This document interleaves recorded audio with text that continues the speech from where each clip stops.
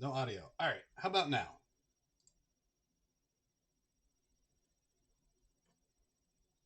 Audio. Awesome. All right. Welcome, everyone, to Casual Stroll Through Middle Earth. My name's Matt Elliott. I go by Scenario on the message boards. I'm a senior world designer on Lord of the Rings Online. And this week, we're going to be doing a very special presentation of Cardolan, which is one of the new regions that we're launching with Before the Shadow. Typically, we do these streams about once a month, but with as much landscape as we had to cover with Before the Shadow, we felt like doing, two episodes, one right after the other, one week next week. So this episode, this stream, we're giving you a tour of the realms of a little bit of Rudar, a little bit of Cardolan, a little bit of Arthedain, kind of the South Downs, all of these areas that I think people have for a very long time, kind of wistfully looked at to the south from Breland and have always wondered when they're going to get there. And now we're finally introducing it. Before I get started with the stream, I just want to give you all kind of a little bit of background about what this stream is for those of you that are just joining that have never really seen the stream before. This is a world design focused stream. So I'm going to be talking a lot about what goes into building the landscape, building the world of Middle Earth, the kind of research and work that we put into it. I'm not going to be talking about things like lag, things like monster play, things like balance or class information, those sort of things, because that's not my field of expertise. You don't want me talking about those things because I'm just going to give you the wrong answers or bad answers, and that doesn't make anyone happy. So if you do have questions, I'm definitely happy to answer them in regards to world design and level design and just Middle Earth stuff in general. Feel free to drop them in chat, and I'll do my best to answer them as I can. Um, but yeah, so let's get this show started. Welcome. So right now I'm kind of parked still in Swanfleet. We have not yet entered into Tharbad. Last week's stream we kind of ended in this general area here, and now we're getting ready to take our first steps into Tharbad, the ruined kind of river port city. Um, for those of you who watched last week's stream, you may see some familiar silhouettes in the distance from areas that we looked at but didn't quite get into because we weren't ready to go there yet. Mossward, and I'll bring up the map real quick so you can see where we are. Mossward is down here. Tharbad is over here, and we're going to be heading that way very, very soon. All right. Well, let's get things going then. So much like Swanfleet, Cardolan was built in a very similar way using our kind of new tools and techniques that I've been working on over the last couple of years as we've had opportunities to kind of play around with doing some new design style work. A lot of the landscape has its initial pass done using tools such as tools called World Machine to kind of generate height maps that I can then sample and then turn into the landscape that you see that we're running around on here.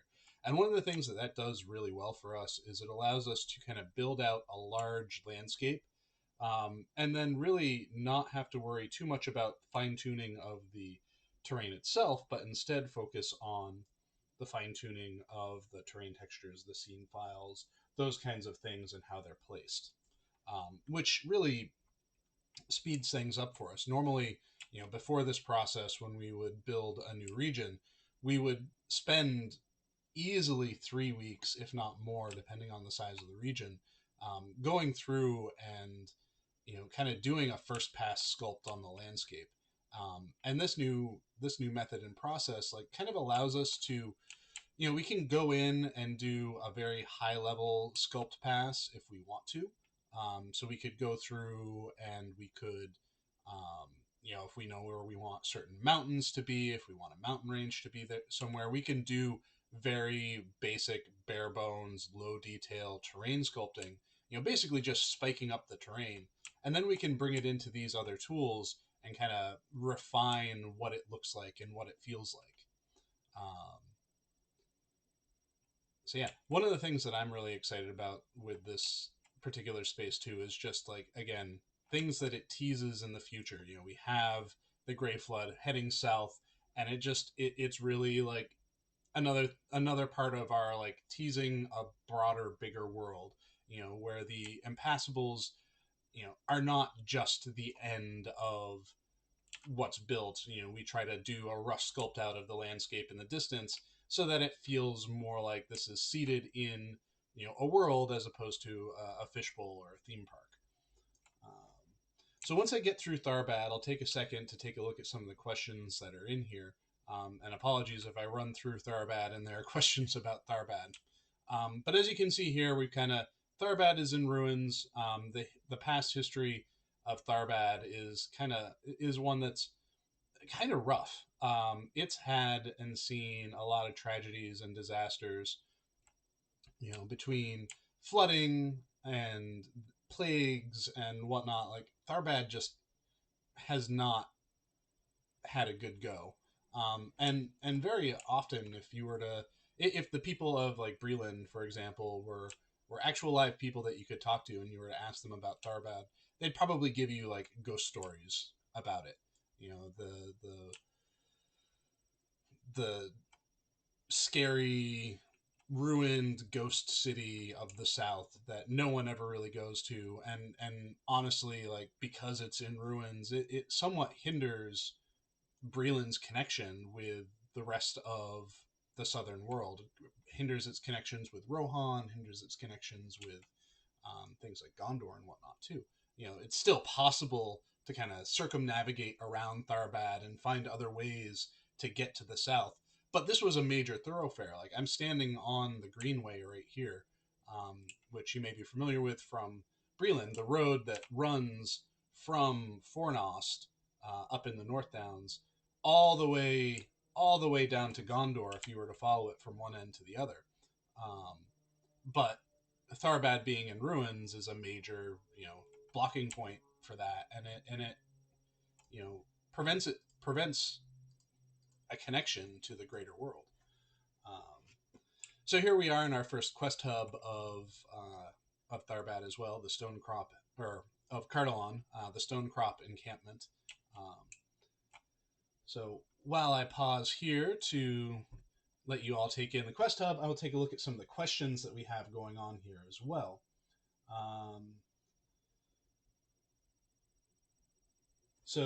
Brazilian says, I want to know, what do you play solo and what class do you prefer? So when I started the game, when I started playing the game for myself, I've been working on the game since it was in development years and years and years ago. I always had a soft spot for burglars. And then I took a break, and several years worth of break from playing the game, and came back. And most recently, I've been playing a lot of my Bjorning, and I played a Guardian for a while. And I think with Before the Shadow coming out, one of the things that I'm really excited to do is I've been wanting to play a Brawler for a while. And this is a great opportunity for me to jump in and play a Brawler. Gentle Ass says, there's been some debate if there will be a level increase for everyone with this release. Among those I run with, any way I can get a firm answer on this, there is no level cap increase coming with Before the Shadow. Before the Shadow is kind of intended to be a fresh start for players new and old alike. It's an opportunity for players to jump in all at the same space, all at the same time, and participate in a unified beginner experience without having to worry about navigating around the world to meet up with your friends. M. Murphy J11 asks, does the world team use procedural techniques for placing assets? How much of a new zone is still handcrafted versus generated? So we try to leverage tools that exist and that are out there as much as we can to help kind of move along our world development processes. So for landscape, that often means that we use a tool called World Machine to kind of generate landscape forms that we can then kind of sample and use on the landscape to build a terrain. When it comes to things like scene files and whatnot, we handcraft systems by which things like frills, rocks, trees, bushes, we craft those systems, and then those systems will go through and place a lot of those things on the landscape. And then when it comes to things like terrain textures, those are hand painted ourselves. We do have some systems that will help us paint things like cliffs, a little bit more easily. But in general, terrain painting is the most by hand. We still do also have to paint down the kinds of scene files we want to have used in the space. So usually we'll start out with an inner region. We'll start out and just have a broad brush, like everything uses frills. So everything is grass, maybe some flowers and whatnot. That's its base. And we'll paint that down. And then we'll go through and we'll hand paint, okay, I want there to be random trees here. I want there to be random rocks there. And we have these scene file systems that have different settings and properties to them that know what assets to pull in to place around. Um, Looking at this, it reminds me I do need to go through and replace the grass frills that are being used here because these are a different frill than we want. These are actually a little bit lighter than we want. So I think I need to go through. Maybe I'll do that after the stream. I'll go through and make sure that those frills get replaced. Um,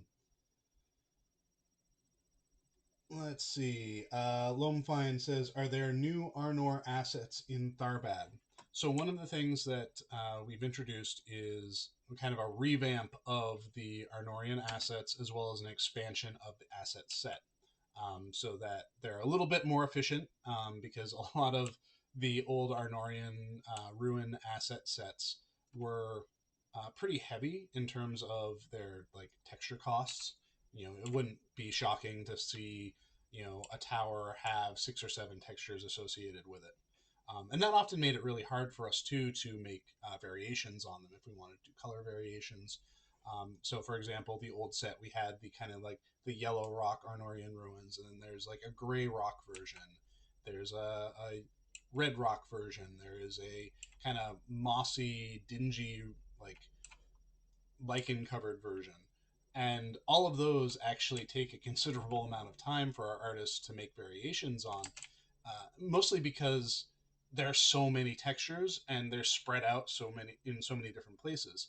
So one of our goals with this update was to kind of step back, see what our artists could do to kind of revisit these assets and reintroduce them as um, updated assets that can be pretty easily modified if we need to. One of the other things that was done too is we brought in some more of the like Gondorian style architecture and gave it an Ornorian feel, because these assets, these cultures, are all somewhat related to some degree. They're not at this point in the narrative like super closely related, but at one point they all sort of were. Let's go down through some of the questions. Let's see.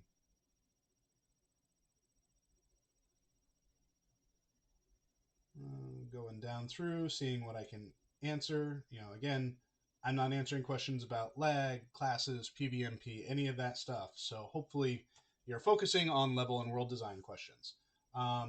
So Aegis Leverage asks, I was wondering not generally about the landscaping, but about the names of the towns created among the new regions. I know, for example, Tharbad is mentioned and shown on the map.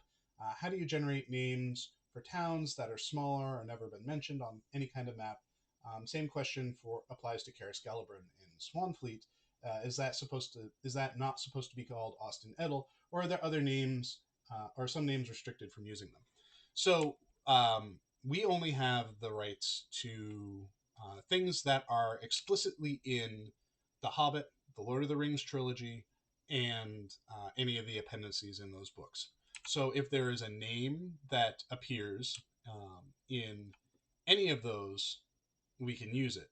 However, in things like the Silmarillion and other source materials, if something in there is not mentioned in the stuff that we have access to, we can't actually reference that by name. So Austin Edel, I don't believe, is something that's mentioned in the stuff that we have rights to, which means that we need to come up with analog names, and we do this very often, quite frequently. I think one of the biggest ones was um, with Mordor Besieged and introducing um, Isildur and his brothers. there were character names that we didn't have access to, so we had to come up with kind of a story and a conceit on how we can include these characters, but not say the names that we can't say. Um, Druid's Fire asks, do you? And before I move on to Druid's Fire question, so then for other town names, such as Moss Ward, there's a town here in Cardolan called Hearn. Um, those names are usually a product of research by our lore person. He kind of goes through and he looks at and sees, oh, we have this request for this location. Okay, so this location is a town. It's a farming town. Um, what would make sense for a Brelandish farming town name to be, and he'll go through the research process, to to find and understand those things. So Druid's Fire asks, do you take notes for yourself if you encounter something that needs to be fixed when you're playing the game in your off time? Yes, I do. I have a very large and long-running um, Outlook draft, basically, that is all of the, like, I need to fix this, I need to fix that, and it kind of becomes my, like, rainy day, bug pull. If I don't have anything specifically in my queue, I'll come and look at that and be like, oh, I should fix that. Or it's something where I can raise the issue to an artist or an engineer or a designer when I come across it.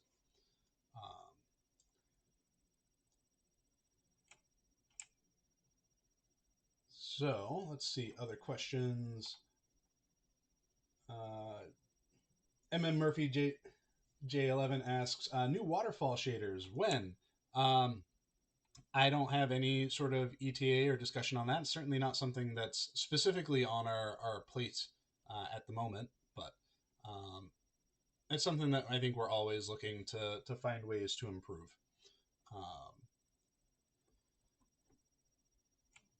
Let's see. So Gentle Ass says, any way to get the license to use the other source materials from those who took over after Chris Tolkien passed away? That is a business level conversation that I don't really have any real input or say in. So I can't really speak to how viable getting access to the rights to other source material would be. That's, like I said, that's more of a business level thing. Night Tellurian says, if I don't buy Before the Shadow now, we'll be able to buy it in the future. Yeah, like all of our expansion packs, major or mini, they will eventually become available through the store for purchase, and they're gonna stay available for purchase. So if you aren't able to get them now, don't worry about it. You will still be able to get them in the future.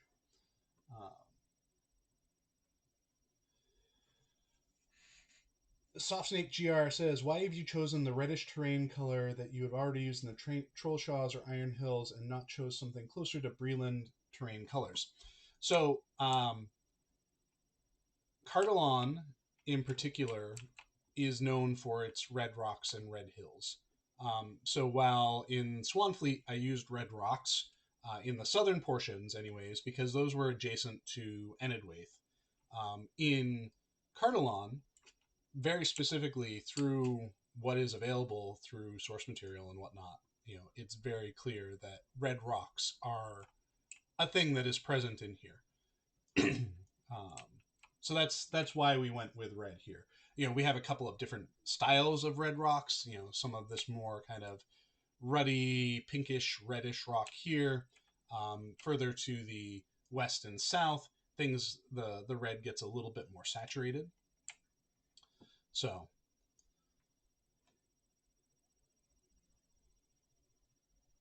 So Hoppa Joel says, just guessing, but the waterfall lost in the Manfolk homesteads, is that a result of terrain changes needed for continuity?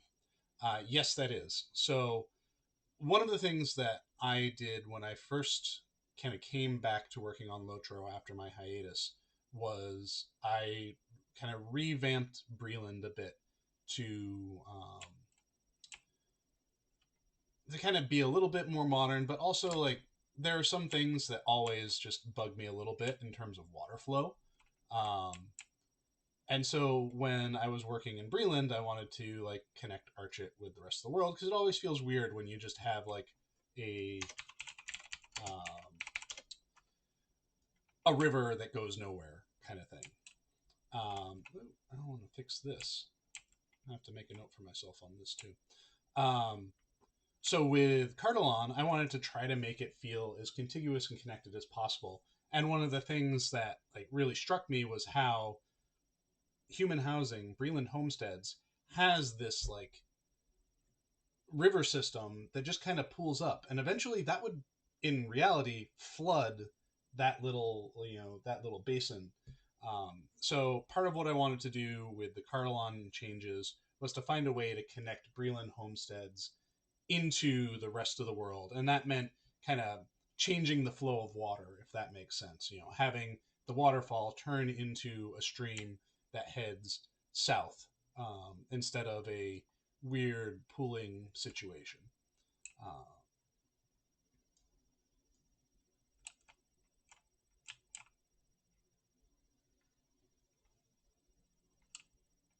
this was a fun space to build, kind of a faux interior dungeon space. We don't do a lot of these. Sometimes it's a little tricky too to do the day file changes, going from like normal outside ambience to a like dark and gloomy space. It can be tricky to make that happen. Um,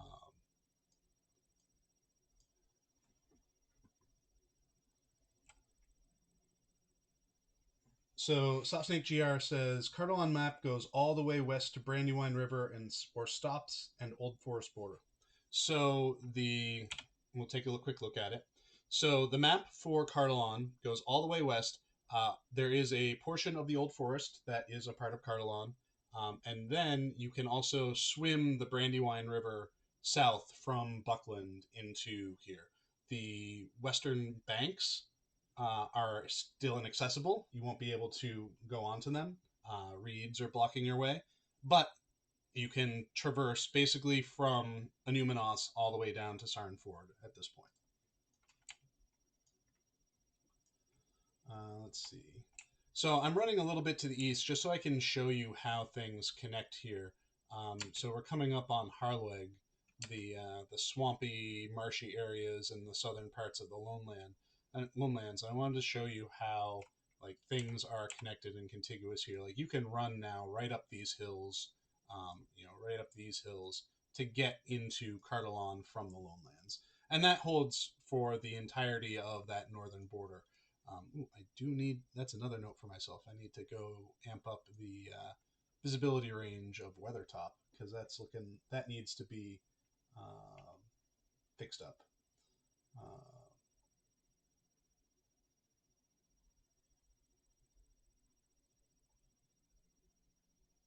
let's take a look now. Will Swanfleet and Carlon Day files be available for housing like the other regions? Yes, they will. Housing actually has a ton of new stuff coming in for it. There are a couple of changes that I had hoped to be able to make for housing in terms of hooks, but that didn't pan out, so I had to go back to the drawing board for it. But housing is going to see decorative floors, decorative stairs in a huge assortment. There are going to be Arnorian flavored housing decorations for your yards, and some interior stuff as well. There's going to be decorative um, wall and floor assets based off of that. There's going to be some new wall and floor surfaces, and there are going to be new day file objects for all of the different day files that come with Swanfleet and Cardolan. So you can get those really, really awesome sunsets. I might even think about making just ones that are like the sunset versions.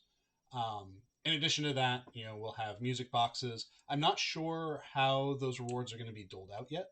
I don't know quite what NPCs are getting them and when.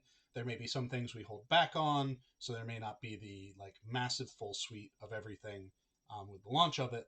But there's a lot of housing decorations coming, and that should give everyone a lot more fun things to do. Like I'm really excited about the decorative floors and stairs because I think those will um, give a lot of opportunities for decoration for people.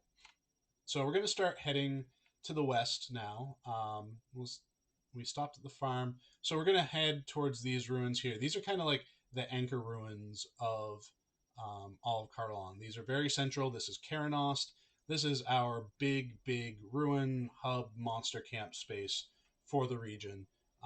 And in most areas, don't mind my work system; it's making some noise. Um, in most areas of Cardolan, you will be able to see these ruins to some extent. They may be a little like faded out because of fog, but that's kind of your like waypoint through Cardolan. If you're ever trying to figure out where you are, look around and see if you can find the ruins of Karanost on your horizon and start heading there, and you'll be able to know where to go. And that's something that I think in general is fairly important to like the navigation experience of any landscape that you build. Like you want to have these kind of wayfinding opportunities where the layout of the space kind of draws your eye in a certain way and helps you figure out where you need to go and how to get there.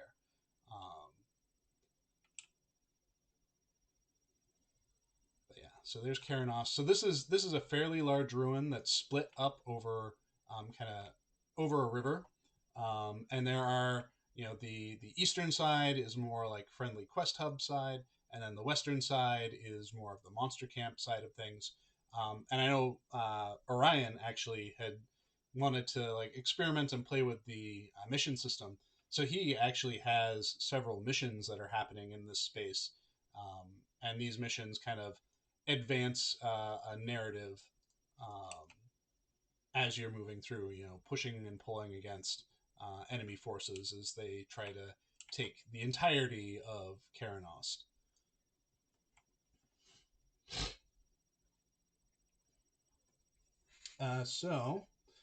Aegis Leverage asks, are you also involved in creating the landscaping for raids like the Hidden Horde, Remerchant, etc.? How is creating of this landscape forming itself? Because I can assume this is also very connected with different kinds of mechanics, and you want to implement particular piece on that particular piece of landscape.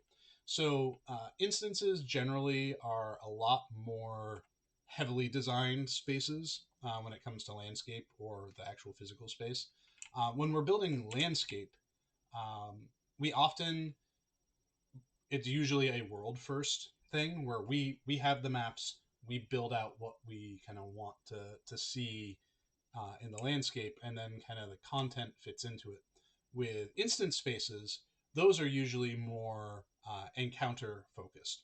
So often, what will happen in most situations is the designer who is making the mechanics for the instance will have a map in mind. They'll have an idea for their gameplay that they want in the space, and that map will be very rough. It'll just basically be the shapes of the space that they want.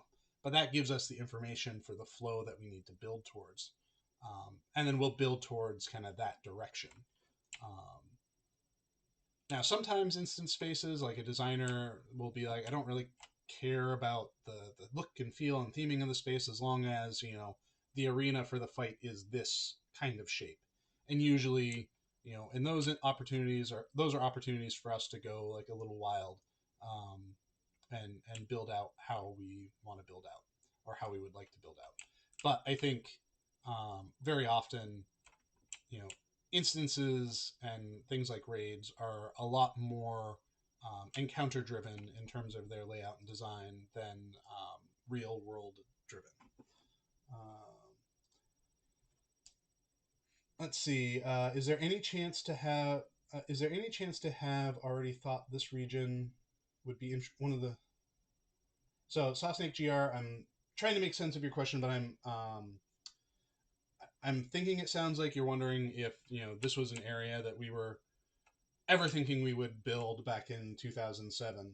And I think we didn't think we would be building as much as we have built for Lord of the Rings in 2007. I think, we were thinking we would be lucky if we got to Mordor, or we'd be lucky if we even got to Moria.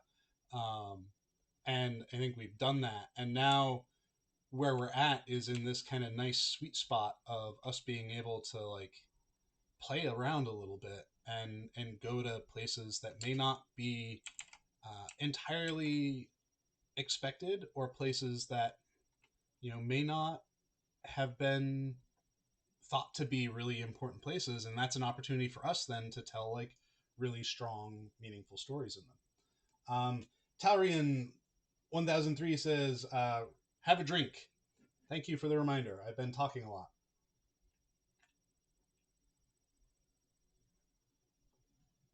So we'll pause here to look at this stunning view. Let's get a good sunset.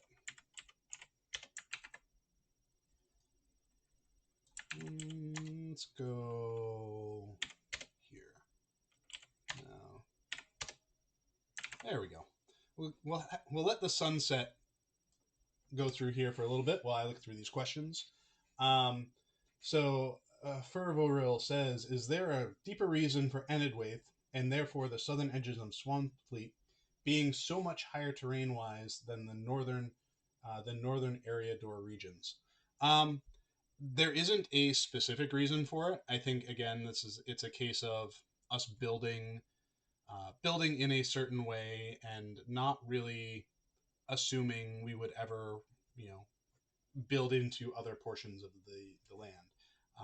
I think Enedwaith and Dunland are kind of very foothillsy, and if we ever build further west of them, we'll certainly need to kind of slope down in order to meet the rivers.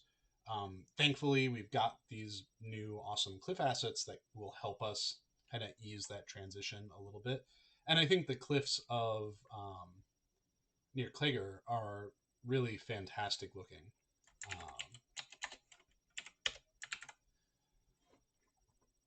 all right, let's see. Can you zoom out more? Thanks.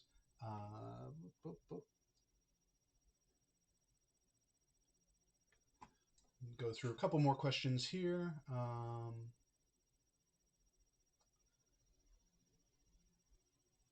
So, any word on when we will be able to get a sneak peek and play it ourselves on Bullroar? We are hoping to have. Well, I'm going to just jump off a cliff because that's what I do. I love jumping off cliffs or falling off them. Gundabad was not good on my repair bills. Um, so when will this be on Bullroar for preview? I think we're hoping to get it onto Bullroar fairly soon. I don't have any specific dates that I can speak to, but you can be pretty rest assured that when we do have a date available to announce, it will be on everywhere: message boards, social media, maybe even the launcher. We definitely want everyone to have an opportunity to get in and to give us more bugs, because that's what we thrive on.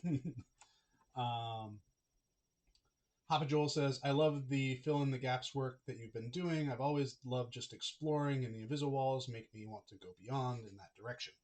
So I think Swanfleet and Cardolan are both very specific and intentional reactions to wanting to make a bigger open world that does not feel hemmed in. I think invisible walls are still going to be the reality of the game for places that are not built yet, and I know that makes some people sad, but that's the reality. And I think we're better now at managing those barriers than we used to be.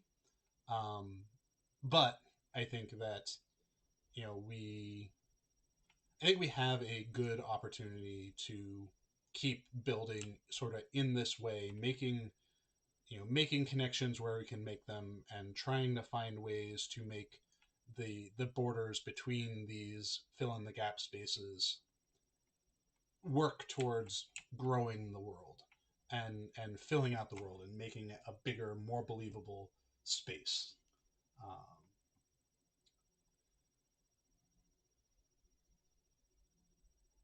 Druid's Fire says, "Repair bills. Are you not friends with Wenda Crane's bill?" I usually am, but sometimes I just completely forget to go talk to her because if I am like in an intense, focused like dating period, or if I am doing a lot of missions or instance runs, I just forget, and then I see I have like a 7 or 8 gold repair bill. So it happens.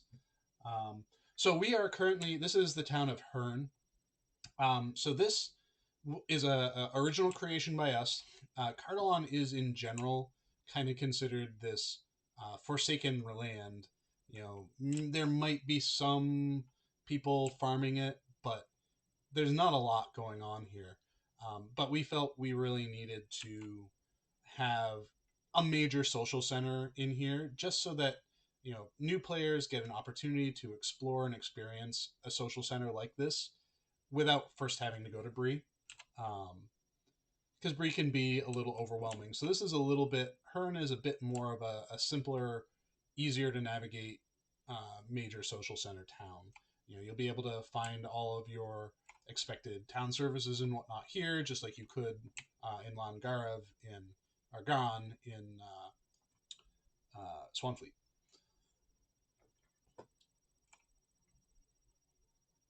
Let's see.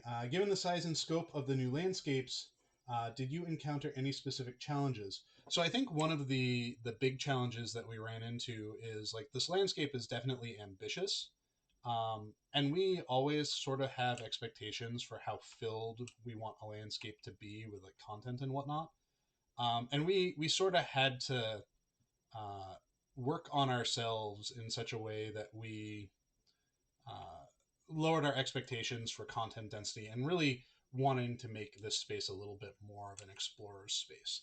The content is very focused around the hubs and whatnot, but there's still a ton of open explorable landscape, and I think it's kind of a challenge for us to not to resist the urge to just fill every square inch with everything, because that's just not feasible with the size of this landscape. And I think there's some certain value in having landscapes that are just more openly explorable from time to time. This might be a techie question. But do you have any thoughts on the upcoming RTX Remix and NVIDIA Omniverse platform? Could this potentially be useful for Lotro at some point? I have to admit, I am very not knowledgeable about that. I've seen a couple of articles on it, but I have not done a deep dive, so I'm not particularly familiar with specifics.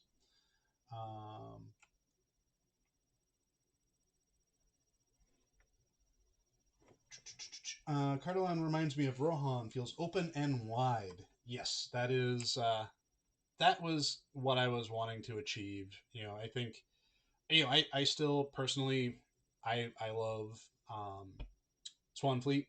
That's my baby, more so than Cardolan. But I think there are some things that we've done in Cardolan that I think are just gorgeous. Like particularly like if you look at the map here and how much this looks like an overhead Google Maps shot of a map. Like I think we did a really great job of representing a landscape here in a way that like feels real and feels natural, within the boundaries of our own engine and our tools and our style. I think we did a really great job of it. Tooting my own horn and all of that.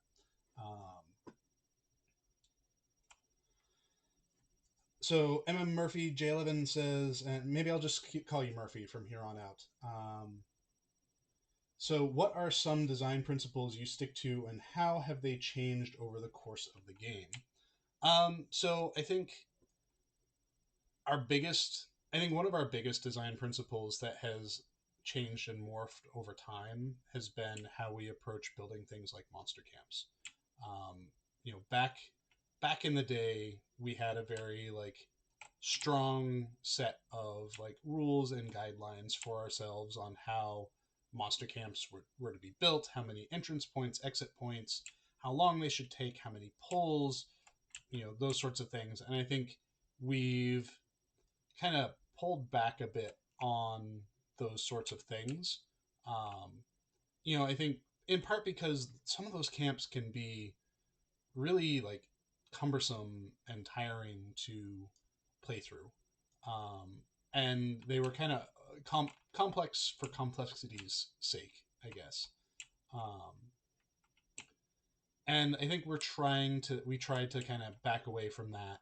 Um, you know, Instead of having things like the Orc Valley in the North Downs, which is a massive, potentially multi-hour slog through just to get to a boss, and then you have to go back and I think we're trying we try to maintain some of our like our entrance and egress concepts, um, but have kind of pulled back a bit on complexity for the sake of complexity.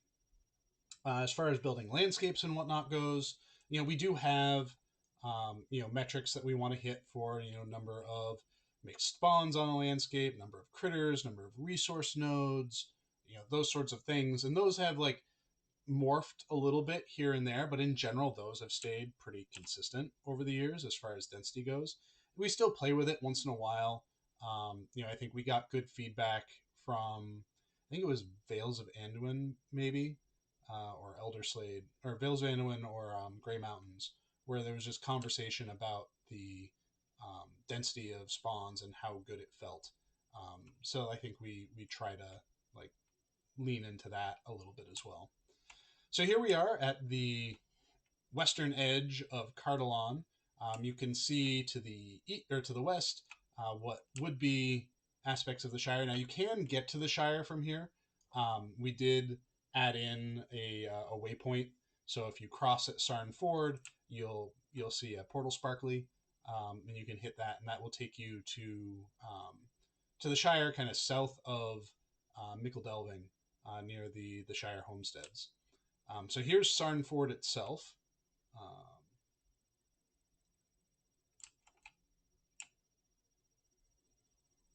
we go across the water. To the north is more of the Old Forest and Tirn Gorthad, which is kind of our Barrow Downs experience. One of the things too that I did, and I'll talk about it when we get up there, is trying to find ideas, concepts, and experiences that players would have. So we'll cross here so you can see right there. As we were building these spaces, we wanted to try to capture some of the quintessential concepts and experiences that players would have had normally if they were playing the original um, storylines. Um, some of those ideas, some of those concepts, some of those looks aren't things that you would encounter if you did something different like this. So we tried to have some of those concepts come in. Tirn Gorthad, for example, is kind of our Barrow Down / Fields of Fornos experience, that you wouldn't normally get if you would normally get if you were playing like the Shire Breland stuff. You'd eventually get there, but with this experience, you don't. So, um, so let's see. I'll pause here for the view and answer a couple more questions. Let me scroll up because I think I missed a couple.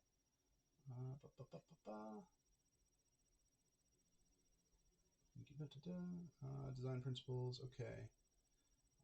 Any chance of refitting maps such as Moria where the roads and character position don't match? I think those are sorts of things that we want to kind of address as we have opportunities to make updates to those maps. I actually have a couple of bugs for, I think one is in Wells of Langflood, where the road on the map does not match the road in game because we built the paint over for the map before the landscape was done, so they're kind of out of place there. And there are other ones where it's just like a actual land block off, and those are things that we'll want to address as we get bugs for them, or as we have time to address them and update things.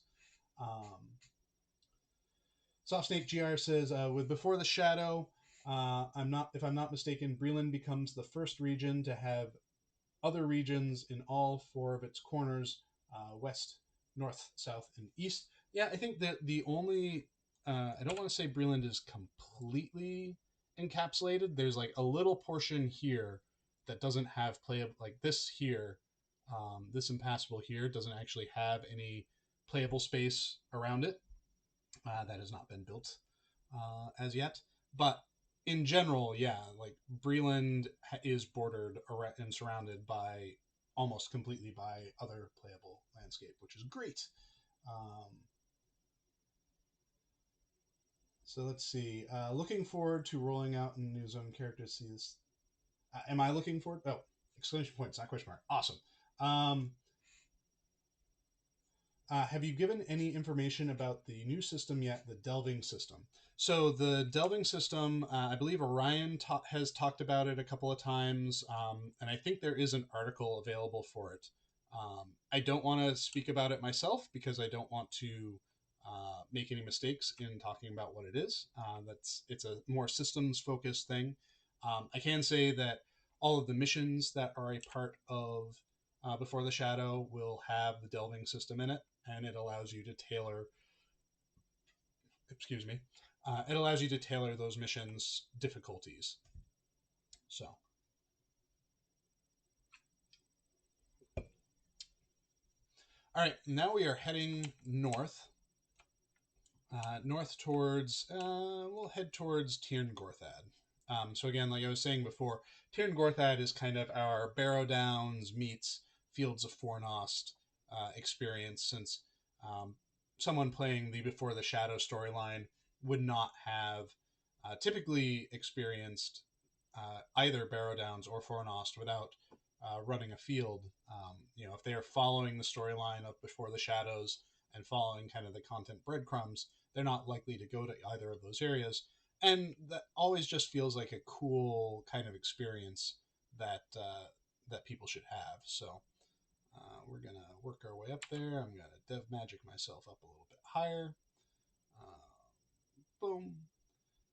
So we've got Tirn Gorthad, and then we also have a bit of the Old Forest bordering up against that as well.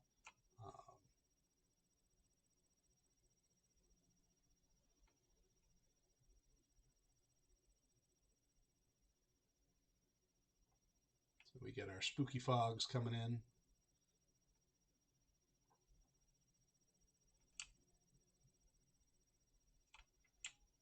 One of the things that I'm hoping we can do, and I hope I can get before we launch things, is I'd really like to have we have this great fog effect while you're in the region, but it's a little weird sometimes where you're standing off in a distance and Tirn Gorthad is just like bright and clear and pristine, and it really should have kind of some sort of like ominous fog hanging over it in the distance. And I'm hoping we can get that effect in place. But let's see. So Eros216 says, since you've been working on expanding the openness of the game world, do you have any wish list areas that you would like to get to? I mean, I think this was amazing. We did the Yondershire, which was one of the like big things that I've wanted to do forever, and it's always kind of sat with me as like kind of unfortunate that Ered Luin was stuck off kind of in its own little bubble and not really connected to the rest of the world. So that was like the major one that I was really wanting to see. Right now, I'm kind of just in the mindset of like I'm really enjoying filling in spaces, and it's not something that we're going to be doing all of the time going forward. But this past year has just been a lot of fun being able to kind of go in and build out. Let me click myself so I'm not getting all those pop-ups. This past year has been really nice, just being able to go in and kind of like fill in and just make the world feel bigger and feel like an actual real connected world. Um, so that's really like my I think what I'm feeling good about now. I'd actually have to like sit down and think about um, what I would want to do next if I, what next region there is that I would want to, tackle, because I don't have like a lot that I am like, this is a place that I like desperately want to build, um, kind of thing. I'll find something at some point. Trust me, there will be something that I like. I'm like, oh, I really want to build that. But so Flexax says, how do you start in a place as opposed in that place as opposed to Breland if you play a man? Do you have to run a long way to a stable master then ride to Swanfleet? So with Before the Shadow, when you create a new character and you've purchased Before the Shadow, you'll have the option to select which starter experience you want. You can select your original starter experience. So if you are a Hobbit, you can choose to do the Shire. If you're a Stout Axe, you can choose to do your Mordor Stout Axe intro. Um, so you have that option. But if you select Before the Shadow, your starter instance is in Mossward. Compared to other starter experiences, it's a much more streamlined experience that gets you into the actual world faster. And this is being done specifically and particularly so that people that want to like meet up with friends can do so pretty quickly and efficiently. Um, so now we're going to get down into the Old Forest. Old New Forest. One of the other things that I did do as part of the changes with the Old Forest is if you are in the original Old Forest, there are some new additional tweaks and adjustments in there. Um, so yeah, definitely check out the Old Forest in addition to the new Old Forest when you go exploring. Let's see. Seeing the road here, is there a possibility to change the Old South Road in Dunland, Rohan, Gondor to also feature the tiles in Swanfleet? Um, the tiles, I think, are not likely to change, and we're probably not going to add them up through here because the Greenway, which is the section that runs from Fornost all the way down to Tharbad, is one very specific road. And then when it gets to Tharbad, it actually changes into the Old South Road, which is more of the like Gondorian, more of a Gondorian highway than anything. So I think flavor wise, it probably makes sense to kind of leave them as two distinct looking roads. Uh, So as I'm running around in here, the old forest, even during the daytime, still feels a little bit too bright. So this might be something where I come in and like adjust the brightness levels down a little bit because you're in a forest canopy here, so it should be a little bit darker. Maybe darkening the fog might help some of that too. Um, so Feveril says, "Is there any way to have reflections of trees in the water from greater distance? They sometimes seem to be missing, or is that me?" I think things like those reflections, um, I I don't believe distant imposters reflect. So if you're not seeing trees in the water, it might be because of the distant imposters not reflecting. Um, and I believe that's mostly done for the sake of efficiency, so that when your computer is processing things, they're not overwhelmed by having to do all of that extra work as well. I could be wrong, but that's just the idea that I have in my head. Druid's Fire says it looks like we'll get to knock down those guys in Andrath and keep going. So yeah, the road, and I'm gonna work my way over there as well. Um, Seeing rocks that I need to replace with new versions of rocks. Um, so yeah, the old gate in Andrath in Breland is also now open for players to traverse through. So we'll get over there. We can take a quick look at it. I don't have much time left on this stream, so that'll probably be a good place for us to wind up. Maybe I'll even end the stream at where the water is coming through in the Breland homesteads. But yes, so this was previously gated off, is now open, so you can go through the Southgard ruins. And the previously inaccessible, except via jumping puzzle, campsite up here is also now accessible as well. But the jumping puzzle still remains, so if you wanted to do that, you could do that.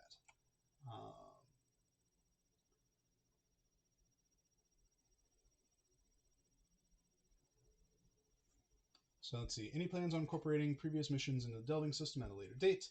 I believe that is the plan, but Orion would have a better tact on that.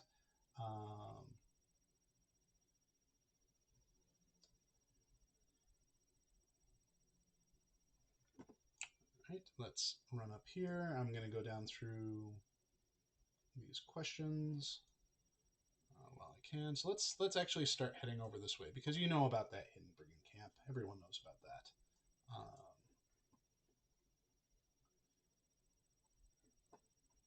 So Hapa Joel says, "I appreciate the lighting here." I'm assuming he means about the old forest areas that go too dark really cause eye strain for some folks, progressing into migraines, and they certainly can. I think in the space that I was in, I want to push it maybe a little bit darker, but not like pitch black.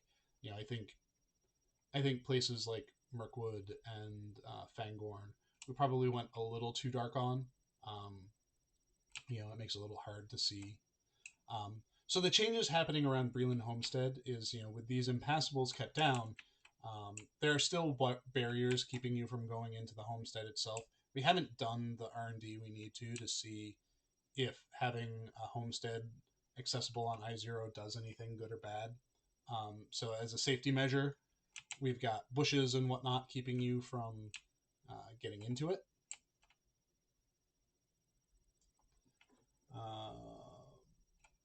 Let's see if we'll scroll down here.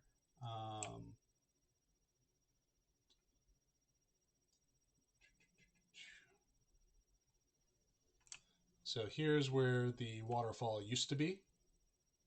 And now you can see it is now kind of free-flowing water with some reeds blocking you from getting into the homestead.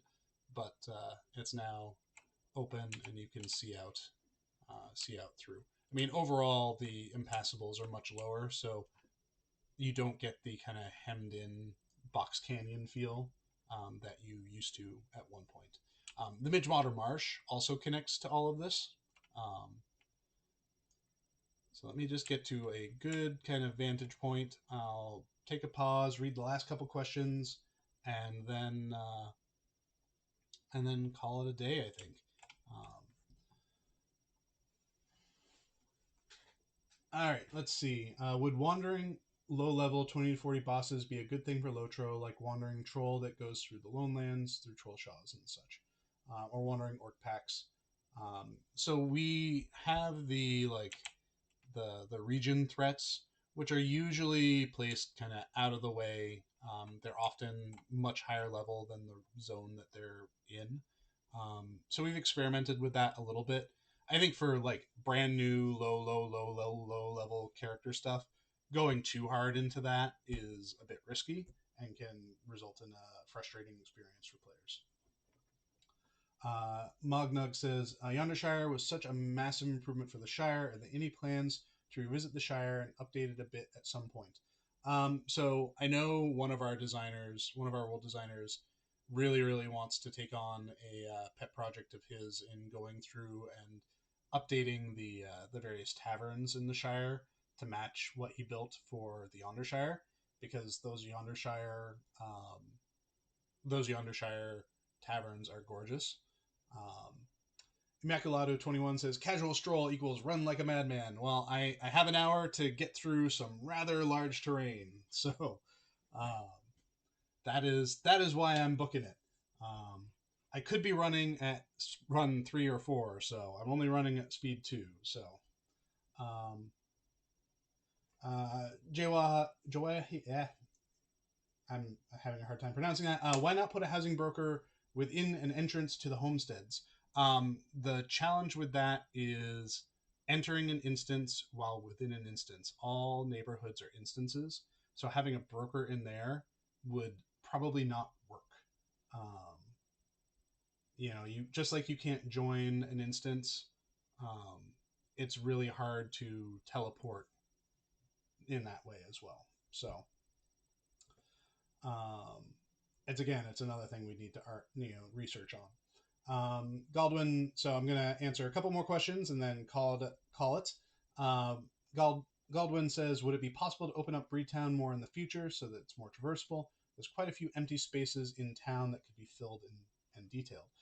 So Breetown exists in the way it does for performance reasons, at least performance reasons as of 15 years ago. Those things may not be a concern anymore, and it may be something where we could go back and revisit and really flesh out Breetown if there was a good reason for us to do it, or if it was a side project, a pet project that someone wanted to take on for themselves. Um, will there ever be a technical limit on how far the landscape can be expanded before needing a portal, for example? Surprised at how far Eriador has grown. There are technical limits. We do have a limited size that we can build within before we need to introduce a new region or a new set of height maps and land blocks. And we've done that several times. We have Eriador as one region, Ravania as another region, Gondor is another one, and Mordor is another one. And then there's Tales of Yore, which is a fifth one. So there's all of these different regions that are in play, and those are all because we just hit physical size limits. Uh, Zoravan says, is that hitching that happens when I'm running? Is that being looked at? That's purely because I'm running on an admin client. Admin clients are a little bit more hitchy than normal retail clients are. So I'm going to do 3 more questions, and I'm just going right down the list, and then I'm going to call it a night. Uh, rather than large homesteads, would it be feasible to have an apartment type housing in a place like Bree? It's something that we definitely thought about and something that's not out of the realm of question. In fact, there is a space in Breetown that I built when I did the revamp of it to specifically accommodate for that if it's something that we ever wanted to do. However, our next housing offering is not going to be a Manish housing area at all, because we've got enough of those. We want to offer more options. Does class you use matter? Like this time you're using Burger class and Swanfleet use the Warden class. I'm not sure how to answer that question. Um, where were we ever going to get Central Gondor with a regular sky space? Um, Never say never. That may be something in the future that we can get to. I know going through Gondor in the Dawnless Day period is a little depressing just because of how bleak it is, and it would be nice sometime to maybe see Gondor in a different light. And who knows, maybe sometime in the future we will. But anyways, so thank you everyone for joining me on this hurried yet still casual stroll of Middle Earth as we took a look through Cardolan. Hopefully soon we will be able to see you all in here as part of a bull roar. Look for an announcement on that, and you can get your preview experience going with it. In the meantime, enjoy playing on the live games as best you can. If you have friends that have been thinking about joining the game, now's a great time too, because we do have the free code out there for people to load up on quest packs that they may not already have. Um, yeah, thank you everyone for joining and for hanging out here. Next stroll, we'll be back to our regularly scheduled strolls through Rovanian, I think, going through the regions that we haven't been through yet. We wanted to take this quick interlude to show you what was coming with Before the Shadow. So thank you, everyone. I hope you have a great weekend, and we'll see you all next time.